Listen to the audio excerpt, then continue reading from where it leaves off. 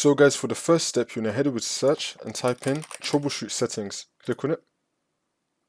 And then once you're on this, you're going to click on other troubleshooters. And now you want to find Windows Update. Click on run. And now you want to run this. If it detects any problems, it's going to fix it for you. If that did not work for the second method, you want to head over to search and type in CMD. Then you want to run it as administrator.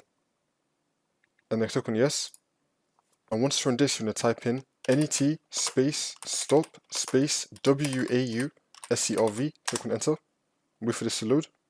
And then once that's been done, now you're going to type in net space stop space bits. Click on enter again. Wait for this to load. And then once you've done that, you're going to close this out. If this did not work, then you probably spot it wrong. So just try it again. So now once you've done that, you're going to close this out. And now you're going to head over to search and type in File Explorer. Click on it. And then once you're on this on the left hand side, you're going to scroll down and then click on this PC. And then you're going to find the drive that you have Windows installed on. It's going to have the Windows logo on it. Once you find that, you're going to double click on that. And now you're going to click on the Windows folder. And now you want to scroll down until you find software distribution. Here it is, you're going to find software distribution. You're going to double click on this. And now you want to delete everything in this folder. So I'm just going to delete all of this. If you get this, click on do this for all current items. And then click on continue.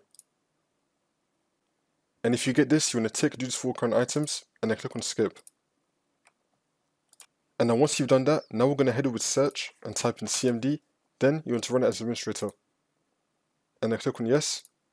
And then once you're on this, you're going to type in net space start space WUAU SERV. Click on enter.